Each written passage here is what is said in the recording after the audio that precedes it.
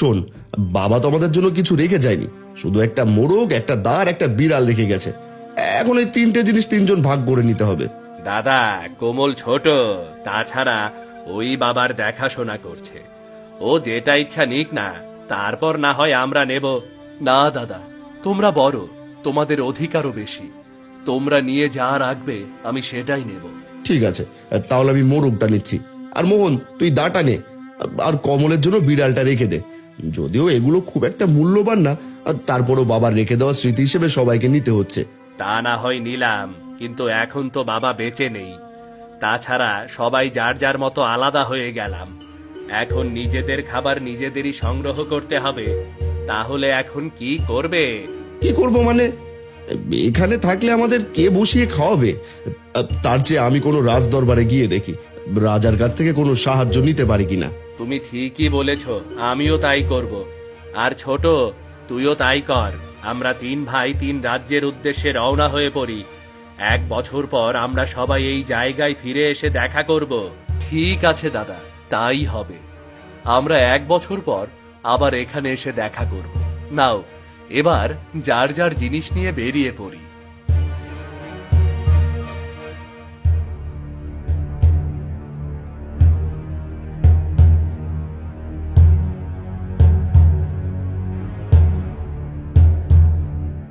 মদনের কথা অনুযায়ী 3 ভাই 3 দিকে চলে যায়। আস্তে আস্তে মদন দক্ষিণের রাজ্য হিমনগরে এসে পৌঁছায়। সে হিমনগরে প্রবেশ করতেই রাজা হিমচন্দ্রের ঘোষণা শুনতে পায়। শুনুন, শুনুন, শুনুন! মহারাজ হিমচন্দ্র ঘোষণা করেছেন যে মহারাজকে না ডেকে সকাল সকাল মহারাজের ঘুম ভাঙানোর ব্যবস্থা করতে পারবে, মহারাজ তাকে বিপুল অর্থ পুরস্কার দেবে। শুনুন, শুনুন, শুনুন! আরে বাহ, এই রাজ্যে প্রবেশ করতে না করতেই সুসংবাদ পেলাম। যাই যাই, তাড়াতাড়ি মহারাজের কাছে যাই।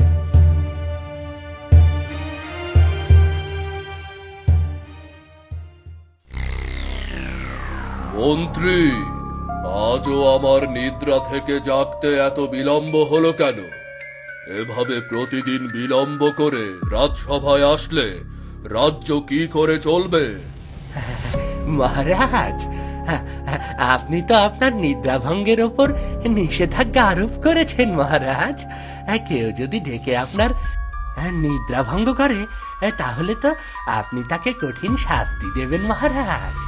হ্যাঁ, নিষেধাজ্ঞা আরোপ করেছে।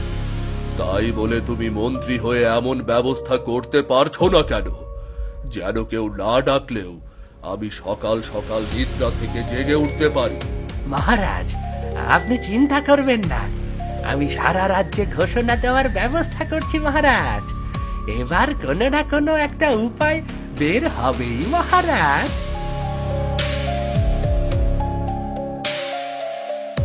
এই ছেলে, কে তুমি? কোনো অনুমতি ছাড়া সোজা রাজ্য দরবারে প্রবেশ করেছ? আমি এক সাধারণ কৃষকের ছেলে, আর মহারাজের ঘোষণা শুনেই সোজা রাজ দরবারে প্রবেশ করেছি।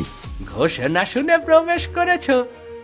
তাহলে কি তুমি না ডেকে মহারাজের ঘুম ভাঙানোর ব্যবস্থা করতে পারবে? হ্যাঁ, পারবো, আর এই জন্য এসেছি। তা কি করে সম্ভব? আবার এত জ্ঞানী মন্ত্রী থাকতেও যা পারছে না, তা তুমি সাধারণ ছেলে হয়ে কি করে করবে? মহারাজ, মন্ত্রীমশাই না পারলেও আমি পারবো। এই যে দেখছেন মোরগ, এটা কোনো সাধারণ মোরগ না, এটা মন্ত্রপ্রত মোরগ। এই মোরগ তার মিষ্টি কণ্ঠ দিয়ে প্রতিদিন সকালে আপনার ঘুম ভাঙাবে। সত্যি সত্যি? এই মোরগ তার মিষ্টি সুরে আমার ঘুম ভাঙিয়ে দেবে, আর রাজ দরবারে আসতে আমার বিলম্ব হবে না? হ্যাঁ মহারাজ, সত্যি বলছি, আপনি যেমনটা চাইছেন ঠিক তেমনটাই হবে। বেশ, তোমার এই মোরগ যদি সত্যি সত্যি তার মিষ্টি কণ্ঠ দিয়ে আমার নিদ্রা ভঙ্গ করতে পারে, তাহলে তুমি অনেক পুরস্কার পাবে। আর যদি আমাকে রাগান্বিত করে, তাহলে তোমাকে কঠিন শাস্তি পেতে হবে। যথাজ্ঞা মহারাজ, আমার কথা সত্য না হলে আপনি আমাকে যা শাস্তি দেবেন আমি তা মাথা পেতে নেব। ঠিক আছে মন্ত্রী, তুমি একে নিয়ে যাও, আর আমার শয়নের কক্ষে এই মোরগ রাখার ব্যবস্থা করো। যাও। যথাজ্ঞা মহারাজ। এই চলো।